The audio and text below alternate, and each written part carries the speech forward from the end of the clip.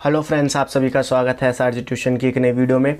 आज की वीडियो में हम जो टॉपिक पढ़ने वाले हैं उसका नाम है आरएनए इंटरफेरेंस। और ये काफ़ी इम्पॉर्टेंट टॉपिक है, काफ़ी समझने वाला टॉपिक है, क्योंकि यहाँ से कई बार क्वेश्चंस भी पूछे जाते हैं और काफ़ी अच्छे से समझने वाला टॉपिक है। सो आज की वीडियो में हम सिर्फ आरएनए इंटरफेरेंस की बात करेंगे कि आरएनए इंटरफेरेंस होता क्या है और कैसे हम इसको बायोटेक्नोलॉजी में यूज़ करके पेस्ट रेजिस्टेंस प्लांट को बनाते हैं। सो बिना टाइम वेस्ट करे हुए आज की वीडियो को स्टार्ट करते हैं। सबसे पहले हम बात करेंगे प्लांट के बारे में कि प्लांट पे कौन सा ऑर्गेनिज्म जो है अफेक्ट डालता है, जिसकी वजह से हमें आरएनए इंटरफेरेंस टेक्निक का यूज़ करना पड़ता है उस प्लांट को प्रिवेंट करने के लिए। तो अगर हम बात करें प्लांट की, तो प्लांट जो है हमारा एक टोमेको प्लांट होता है, जैसे आप सभी को पता है। टोमेको प्लांट में होता क्या है कि एक नेमेटोड यानी कि एक राउंड वॉर्म है जिसका नाम है मेलाइडोगाइना इनकॉग्निशिया। ये क्या करता है, टोमेको प्लांट की रूट पे क्या करता है, अफेक्ट करता है, उसको इन्फेक्ट करता है, उसमें कुछ चेंजेस कर देता है, इन्फेक्शन कॉज कर देता है, जिसकी वजह से होता क्या है कि जो टोमेको प्लांट की याइल्ड है वो रिड्यूस हो जाती है। यानी कि जो नेमाटोड है मेलाइडोगाइना इनकॉग्निशिया, वो टोमेको प्लांट की जो रूट है उनको इन्फेक्ट करता है, जिसकी वजह से उस टोमेको प्लांट की जो याइल्ड मतलब जो उपज है वो कम हो जाती है। अब क्योंकि यहाँ पे जो हमारा मेलाइडोगाइना इनकॉग्निशिया है वो टोमेको प्लांट की याइल्ड्स को कम कर रहा है, तो हम यहाँ पे ये सोचते हैं कि हम किस तरीके से टोमेको प्लांट्स को बचा सकते हैं ताकि उनकी याइल्ड कम ना हो। तो इसके लिए हम एक मेथड यूज करते हैं जो कि होता है आरएनए इंटरफेरेंस का। तो अभी हम क्या करते हैं, अब आरएनए इंटरफेरेंस को पढ़ते हैं कि ये होता क्या है। RNA interference place in all eukaryotic cell as method of cell defence mechanism. जो आरएनए इंटरफेरेंस होता है ये हर तरीके की यूकैरियोटिक सेल्स में देखा जाता है या सारी यूकैरियोटिक सेल्स में देखा जाता है as a method of cell defence, यानी अपने आप को डिफेंस करने के लिए आरएनए इंटरफेरेंस टेक्निक का यूज करती है। अगर मैं बात करूं कि आरएनए इंटरफेरेंस टेक्निक में होता क्या है, दिस मेथड यानी कि जो हमारा आरएनए इंटरफेरेंस का मेथड है involve silencing of specific mRNA due to complementary double stranded RNA.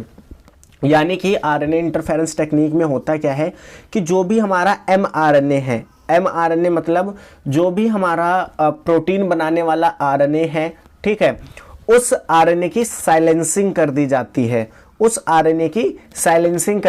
Silencing मतलब उसको प्रोटीन नहीं बनाने दिया जाता। और ये करा कैसे जाता है, ये करा इस तरीके से जाता है कि वो जो मेरा mRNA है उसके कॉम्प्लीमेंट्री एक और आरएनए बनाया जाता है, जिसकी वजह से एक डबल स्ट्रैंडेड आरएनए का फॉर्मेशन होता है। और इस डबल स्ट्रैंडेड आरएनए को एक कॉम्प्लेक्स होता है जिसका नाम होता है रिस्क, वो इस डबल स्ट्रैंडेड आरएनए को तोड़ के एंटीसेंस आरएनए बना देता है। और एंटीसेंस आरएनए वो होते हैं जो हमारे प्रोटीन नहीं बनाते। और इस तरीके से हम क्या करते हैं, सेल को डिफेंड कर लेते हैं। सो अब हम इसको आगे समझते हैं कि ये काम करती कैसे है, इसलिए मैंने यहाँ पे आपको एक डायग्राम भी बना के दिखाया है। मान लो ये कोई मेरी एक यूकैरियोटिक सेल है जो मैंने बॉक्स में आपको रिप्रेजेंट करा है। यहाँ पे किसी वायरस ने यहाँ पे मान लो आके अटैक करा, ठीक है, और उसने अपना जेनेटिक मटेरियल यहाँ पे इंट्रोड्यूस करा, तो उससे सबसे पहले क्या बना, एक आरएनए बना। अब ये जो आरएनए है जिसे आप mRNA भी कह सकते हो, ठीक है, जिसे आप mRNA भी कह सकते हो, तो इस mRNA को हमने नाम दे दिया सेंस आरएनए। अब सेंस आरएनए होता क्या है, देखो, हर वो आरएनए जो कि रिस्पॉन्सिबल होता है किसी भी तरीके की प्रोटीन सिंथेसिस का, उसको हम बोलते हैं सेंस आरएनए। यानी in short form sense RNA हमारा वो आरएनए है जो कि प्रोटीन बनाएगा, सिंपल सी बात है, ठीक है। अब हम क्या करते हैं, इस सेंस आरएनए के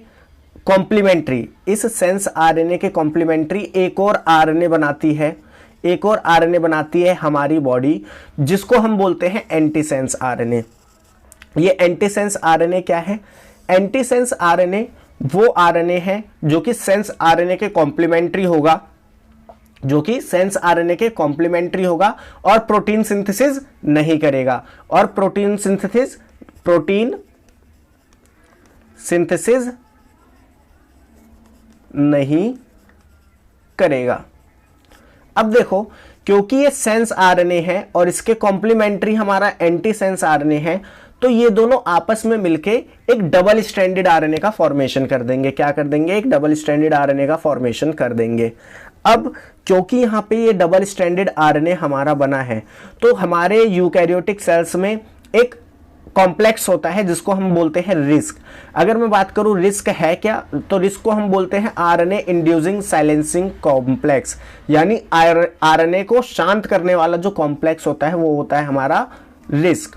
ये रिस्क क्या करता है कि इस डबल स्ट्रैंडेड आरएनए से बाइंड करता है। सबसे पहले डबल स्ट्रैंडेड आरएनए से यहाँ पे देखिए बाइंड कर गया।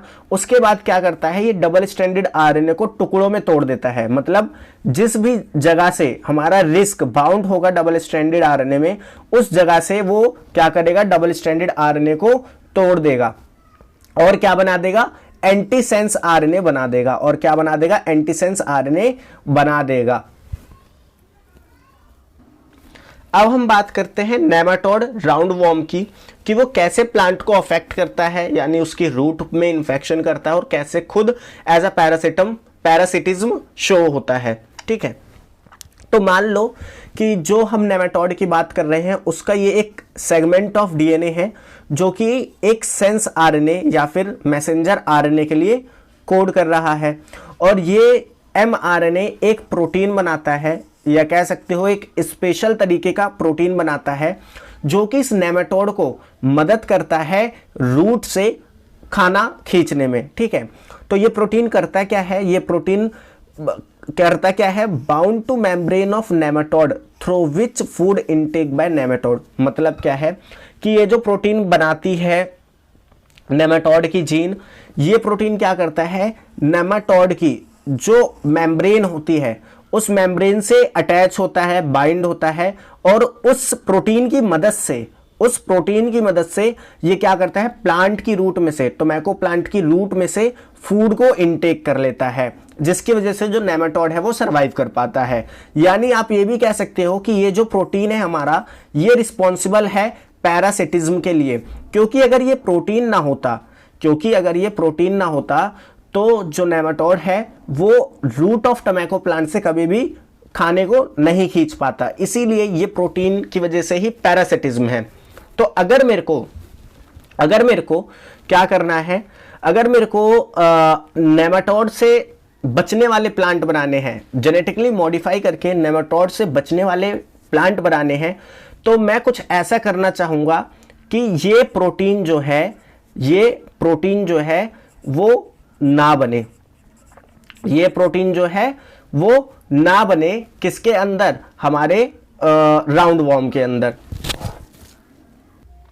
सो अब देखिए हम ये काम कर देते कैसे हैं, बायोटेक्नोलॉजी की मदद से इसको समझते हैं। तो ये पूरा एक डबल स्ट्रैंडेड डीएनए था। मेरे को सबसे पहले आइडेंटिफाई करना था कि नेमाटोड का कौन सा सेगमेंट ऑफ डीएनए कोड कर रहा है इस एमआरएनए के लिए। तो मैंने पता करा कि ये जो इतना हिस्सा है डीएनए का, नेमाटोड के डीएनए का, वो कोड कर रहा है किसके लिए, एमआरएनए के लिए। तो मैंने क्या करा, इतने हिस्से को कट करा और प्लाज्मिड के साथ जोड़ के एक आरडीएनए बना दिया। ये क्या है, मेरा आरडीएनए है। ये क्या है, मेरा आरडीएनए है। अब यहाँ पे एक बात मैं आपको और बताना चाहूँगा जो एनसीईआरटी में नहीं लिखी और कई बच्चे इस वजह से कंफ्यूज भी हो जाते हैं। ये जो डबल स्ट्रैंडेड डीएनए हम यहाँ पे प्लाज्मिड के साथ जोड़ते हैं ताकि हम आरडीएनए बना पाए, इसमें सबसे पहले हम क्या करते हैं, इस पर्टिकुलर स्टेप में बता रहा हूँ या इस पर्टिकुलर मेथड में मैं बता रहा हूँ कि हम क्या करते हैं, इस डबल स्ट्रैंडेड डीएनए को, सॉरी थोड़ा कॉल आ गया था, तो मैं आपको ये बता रहा था कि इस प्लाज्मिड में हम जो डबल स्ट्रैंडेड आरएनए जोड़ते हैं इसको हम थोड़ा सा ना मॉडिफाई कर देते हैं। अब आप बोलोगे कि हम इसे मॉडिफाई क्यों कर रहे हैं, इस डबल स्ट्रैंडेड आरएनए में हम सिर्फ ये मॉडिफिकेशन करते हैं कि ये इसके जो दोनों स्ट्रैंड है, जो दोनों टेम्पलेट है, वो दोनों ही क्या करें, ट्रांसक्रिप्शन शो करके आरएनए बना दे। क्योंकि जब दोनों ही स्ट्रैंड हमारे आरएनए बनाएंगे तो वहां पे एक सेंस आरएनए बनेगा जो कि मेन प्रोटीन बनाएगा और एक एंटी सेंस आरएनए बनेगा, और तभी हम आरएनए इंटरफेरेंस की टेक्निक को यूज कर पाएंगे। तो हमने क्या करा, डबल स्ट्रैंडेड डीएनए को सबसे पहले थोड़ा सा मॉडिफाई करा और फिर उसको प्लाज्मिड के साथ जोड़ के रिकॉम्बिनेंट डीएनए बनाया। अब इस रिकॉम्बिनेंट डीएनए को हमने प्लांट सेल के अंदर क्या कर दिया, इंट्रोड्यूस कर दिया। प्लांट सेल के अंदर, टोमेको प्लांट सेल के अंदर इंट्रोड्यूस कर दिया। अब यहाँ पे हुआ क्या, देखो ये जो प्लाज्मिड है डबल स्ट्रैंडेड डीएनए, ये सबसे पहले क्या करेगा, डबल स्ट्रैंडेड डीएनए से अपना आरएनए बनाएगा। अब क्योंकि मैंने यहाँ पे थोड़ी बहुत मॉडिफिकेशन कर रखी थी डीएनए में, या साइंटिस्ट लोगों ने थोड़ी बहुत मॉडिफिकेशन कर रखी थी डीएनए में, तो एक तो जो नॉर्मल हमारा एमआरएनए बन रहा था वो तो बनेगा, ठीक है, लेकिन साथ ही साथ यहाँ पे एक एंटीसेंस आरएनए भी बनेगा, एक एंटीसेंस आरएनए भी बनेगा। और सेंस आरएनए और एंटीसेंस आरएनए दोनों आपस में मिलके क्या करेंगे, एक डबल स्ट्रैंडेड आरएनए बना देंगे, डबल स्ट्रैंडेड आरएनए बना देंगे। अब क्योंकि डबल स्ट्रैंडेड आरएनए यहां पे मौजूद है और आपको पता है कि हर यूकैरियोटिक सेल में रिस्क नाम का कॉम्प्लेक्स हमेशा प्रेजेंट रहता है, क्योंकि उसे सेल्फ डिफेंस मैकेनिज्म में वो यूज होता है। तो यहाँ पे ये जैसे ही देखेगा कि यहाँ पे डबल स्ट्रैंडेड डीएनए है, सॉरी डबल स्ट्रैंडेड आरएनए है, तो ये उस डबल स्ट्रैंडेड आरएनए से जाके बाइंड कर जाएगा, डबल स्ट्रैंडेड आरएनए से जाके बाइंड कर जाएगा और इस डबल स्ट्रैंडेड आरएनए को तोड़ेगा और एंटीसेंस आरएनए बनाएगा। अब आप बोलोगे कि क्या ये अलग अलग भी हो जाते हैं? हाँ, क्योंकि जब रिस्क अपना काम करता है, अपना मेथड करता है, अपने मदद से डबल स्ट्रैंडेड आरएनए को तोड़ता है, तो वो दोनों स्ट्रैंड को अलग अलग भी करता जाता है। और यहाँ पे जो रिस्क है, जो रिस्क कॉम्प्लेक्स है, वो हर एक स्ट्रैंड पे बाइंड रहता है। तो यहाँ पे क्या हुआ, ये सारे हमारे एंटीसेंस आरएनए बन गए। और किसने बनाए ये हमारे बनाए रिस्क कॉम्प्लेक्स ने। कैसे बनाए? हमारी बायोटेक्नोलॉजी की मदद से बनाए, ठीक है। अब बात करते हैं कि आगे होता क्या है। अब मान लो कोई एक नेमाटोड आया, अब मान लो कि यहां पे क्या है, यहां पे नेमाटोड जो है वो टोमेको प्लांट को इन्फेक्ट करने के लिए उसकी रूट में आया, और ये टोमेको प्लांट कैसा है, जेनेटिकली मॉडिफाइड है, यानी इसी वाले प्लांट को हम यहां यूज कर रहे हैं क्योंकि ये जेनेटिकली मॉडिफाइड था, इसके अंदर एंटीसेंस आरएनए बन गए थे। तो हमने क्या करा, अब मान लो इसी के अंदर एक नेमाटोड आ रहा है इसको इन्फेक्ट करने के लिए। मान लो यहां पे भी मैंने डायग्राम बना रखा है, बस ये याद रखो कि ये प्लांट और ये प्लांट एक ही है। तो एक नेमाटोड आया जो इस जेनेटिकली मॉडिफाइड टोमेको प्लांट की रूट को अफेक्ट करना चाहता है। यहां पे वो आपको जेनेटिकली मॉडिफाइड टोमेको प्लांट दिख रहा है। तो इसके अंदर एंटीसेंस आरएनए तो पहले से ही मौजूद थे, पहली बात, ठीक है, और इनके पास रिस्क भी है जो इनसे अटैच है। अब हुआ क्या, यहां पे नेमाटोड आया हमारा, ठीक है। नेमाटोड ने क्या देखा कि अरे ये तो मेरे जैसा डीएनए है, तो वो क्या करेगा, इस एंटीसेंस आरएनए को इनटेक कर लेगा, इस एंटीसेंस आरएनए को इनटेक कर लेगा। अब होगा क्या कि जब ये नेमाटोड अपने डबल स्ट्रैंडेड डीएनए से सेंस आरएनए बनाएगा या सेंस आरएनए बनाएगा, तो होगा क्या, ये एंटीसेंस आरएनए भी क्योंकि अब इसकी बॉडी के अंदर प्रेजेंट है, तो सेंस आरएनए जो कि इसने खुद बनाया है और एंटीसेंस आरएनए जो कि इसने इनटेक करा है प्लांट सेल से, जो कि इसने इनटेक करा है प्लांट सेल से, ये दोनों आपस में मिलके क्या करेंगे, डबल स्ट्रैंडेड आरएनए बना देंगे।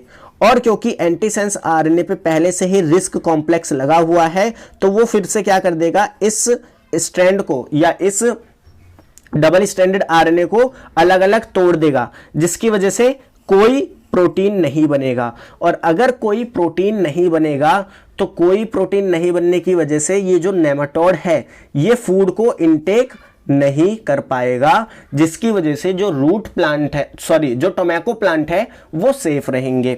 वही चीज मैंने यहां पे लिखी है, RISC present break down sense RNA due to which no protein form, जिसकी वजह से क्या होगा, कोई भी प्रोटीन फॉर्म नहीं होगा। और ये हुआ क्यों, ये हुआ इसलिए क्योंकि एंटीसेंस आरएनए जिस पे रिस्क पहले से ही मौजूद था उसको नेमाटोड ने इनटेक कर लिया, जिसकी वजह से डबल स्ट्रैंड आरएनए बना। और डबल स्ट्रैंड आरएनए की वजह से क्योंकि रिस्क मौजूद था, तो उसने जो सेंस आरएनए था उसको तोड़ा और प्रोटीन नहीं बन पाई।